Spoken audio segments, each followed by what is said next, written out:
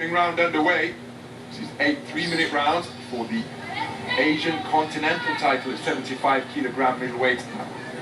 The two accomplished operators, the man with the black trunks trimmed with gold is the undefeated professional John Mindoro. 14 fights, 1 draw, 13 wins, all of them coming inside the distance. No strangers fighting outside of the Philippines, because his last 2 contests have been in the United States, where he has introduced a KO of the year candidate in July against Tyler Goodjohn, getting him out of there in the second round of a contest scheduled for 8. As for Joel Camilleri, competing in his 3rd contest of 2024. I spoke to Camilleri yesterday. Said that he admires Andre S.O.G. Ward, 2004 Olympic champion, still the last American male to claim Olympic gold. Larissa Shields, of course, took 2 Olympic titles in London and Rio. He said the ring IQ of Andre Ward is what he admires. And he said that facing a puncher of this caliber and this repute really didn't hold any fears for him, as he scored with a flicking jab, then he doubled it up, not too accurate with the second pair of lead lefts. But he said that he intends to use that shot to frustrate the puncher. He said he's been in with punches. As he lands a looping roundhouse right, he says that the pressure that he will bring with his elusiveness, his ring craft and variety will just render Mindoro a frustrated figure, and then he'll start looking for the KO. And in the meantime, Camilleri told me that he will be piling up the points. Said this an opportunity to showcase his skills, because at his best he feels he's a match for anyone. So no shortage of confidence for the man from Melbourne. Just he moved to Sydney to manage the Costa Zoo Boxing School. His contest with Tim soon moves into that role earlier this year. Right cross, left up, left hook to the body, left hook on the inside, landed by Camilleri.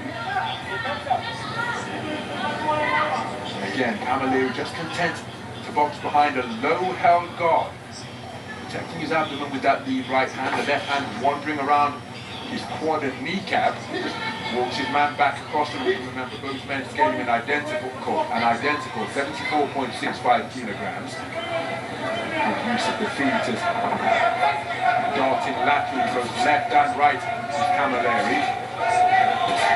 John Mindoro seeking to pin him against the ropes, bringing square in there. He did get through a power driving right cross and unload a couple of punches to the body. Left hook after turning the table, landed by Camilleri. Competitive opening round of boxing. It was. Camilleri was doing a really good job right up until the last 15-20 seconds. He was keeping Mindoro turning and moving. He was nice and busy. He landed a really good right hand to the body, actually, about 40 seconds out from the end of the round, as Mindoro came forward, just dipped his knees and sank it into the ribs as he was coming forward. Then right at the end of the round, Mindoro just managed to get him back onto the ropes and get to work himself.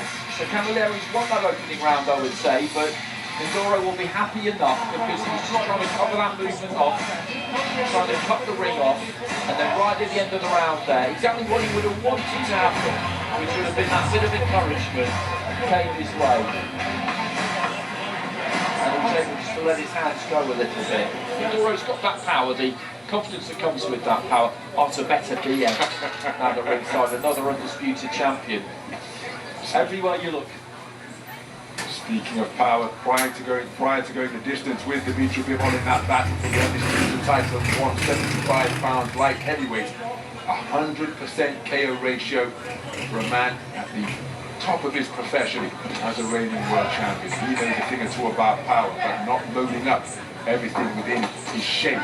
Good right hand to the body, followed by left hook upstairs from Camilleri, but then Mindoro backing his man across the ropes with a forward foray, but keeping his composure under fire and answering with a single was Camilleri. Mindoro just seeking to end that little coming together with a right uppercut. Pulling the trigger first against the trigger man is Camilleri, now backing him up to his own corner with nudging right uppercuts, and he's physical on the inside.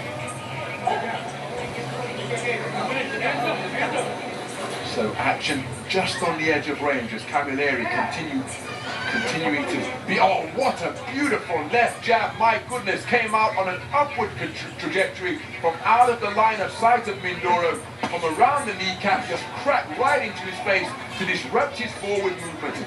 Beautiful shot with that lead left from Camilleri, as the two men test the tension of the strands just above our commentary position. Approaching the halfway stage, the overhand right from Camilleri was a speculative shot, continuing to move effectively, laterally both clockwise and counterclockwise. Mindoro, quick-footed with his advances, trying to close the gap, but invariably the man breaking the standoff by letting his hands go first is Camilleri, and it's the disruptive staccato rhythm that he's boxing at. And Mindoro hasn't yet got to grips with that rhythm to demonstrate his own time. Even though he's in with a noted knockout artist, Camilleri goes by the nickname of Kamikeo, 14 wins of his 29 coming via the short route, remember, and there's that disruptive left hand once again. And Mindoro used to swinging and missing with his vaunted backhand.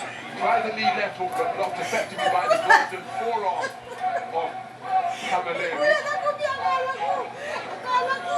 Mindoro continuing to shape up nicely. Camilleri, again, dynamic figure up in the boxing ring as he circumnavigates, his back skimming against the ropes. Turns the tables once more. Mindoro content to accept the clinch for the intervention of the referee to separate the two. Closing seconds of the second round, and again, just even though Mindoro made his man miss and came out of a crouch with a speculative overhand right, the dynamic darting and elusive movement of Camilleri just give you the impression that he's controlling the tempo while he's setting the tempo and the terms in which this contest is being fought. He's doing a good job so far, particularly in that second round, because he did in the second round what he did in the first, but crucially he didn't have the final 15 or 20 seconds in the second round that he had in the first, where Mindoro got on top of him a little bit. So that kind of wind that was in the sails of Mindoro at the end of the first, he's taken it back out again. And he did a good job of negating him and using that lead left back jab well enough to score like he does there. I really like fights like this because it's quite a simple formula, isn't it? You've got one fighter in Mindoro who's the hunter, who's trying to track him down, land on him, slow him down, and then take him out in the second half. That's what he's used to doing. And Camilleri's got to keep this going. You can have a look back at it. Chilolo sitting in front of, I think.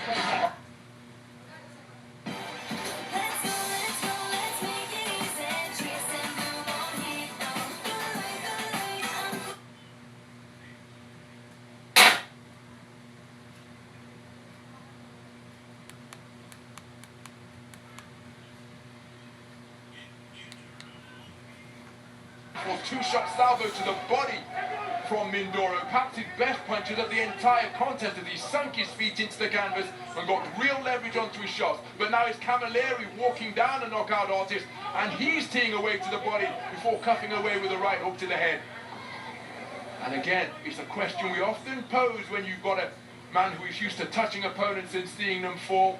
Will the curse of the puncher befall well John Mindoro tonight? Still early days, of course, in this battle for the Asian Continental title at 75 kilograms, but oftentimes when a puncher is landing cleanly and the opponent is still there, or sometimes the puncher's instinct can be to just dig away harder.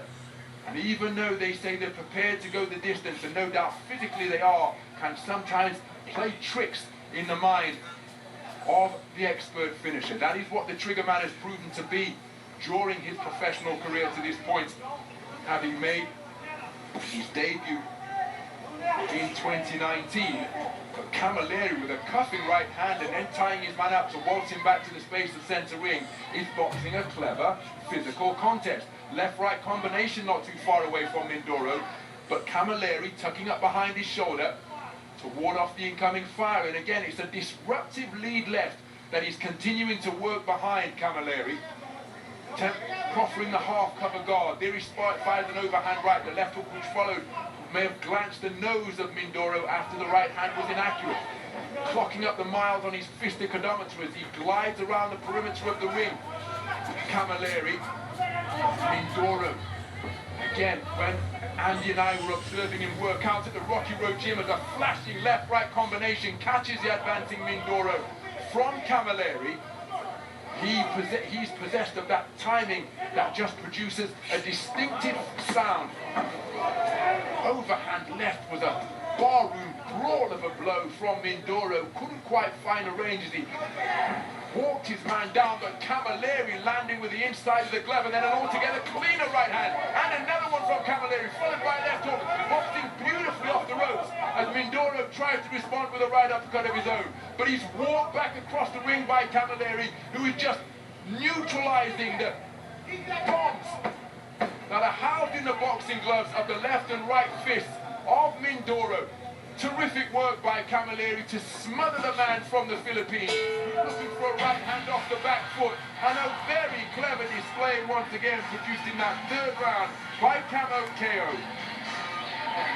It was, but I would sound a note of caution at him if I was a trainer. You don't want to really mix it up too much with this guy if you don't have to. He works really well so far, his confidence will be high. Maybe he's felt the power from Mindoro and thought to himself, you know what, it's not all that. These 13 people you've knocked out, they're not me. I've been on the end of this, and I don't think it's necessarily anything to worry about, but you don't want to fight which kind of fight, take pictures with you, but which is what he was threatening to do towards the end of that round. That's not to say that he can't win that kind of fight, or it could be that his feet are just slowing down a little bit and he's been forced to do it because, as you mentioned, he's clocking up the miles, he's up on his toes. It's a tiring way to fight. Mindoro will be hoping that some of the gas is going out of his tank for that reason. It'll be interesting to see how it progresses, because 5 rounds to go, that's a long time.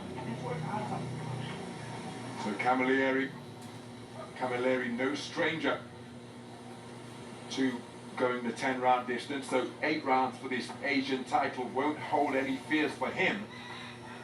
But again, it's a very dynamic manner of boxing. As for Mindoro, who bulldozed his man back to the ropes and lands with a right cross. Clever boxing out of the corner from Camilleri, who's remained responsible. But now he's beginning to be teed off upon by Mindoro. Is this a stoppage? No, it's a standing count. So, referee Valerie Pastuhov stepping in with a standing count after hooks and uppercuts began to crash home against Camilleri. Oh, that's a beautiful right hand on the resumption, but now Mindoro has got his man going and he's seeking to demonstrate that he is a precise and merciless finisher once again. It's an awful long time to negotiate. Beautiful left hook, but then a right hand in response from Camilleri. But Mindoro really is finding the range on his punches now and wearing all of them flush. Is Camilleri. He's endured a torrid minute and 10 seconds so far. He's taken a standing count. Back into the breach, steps Mindoro, senses that he's got his man going, he's wrestled him down to the canvas.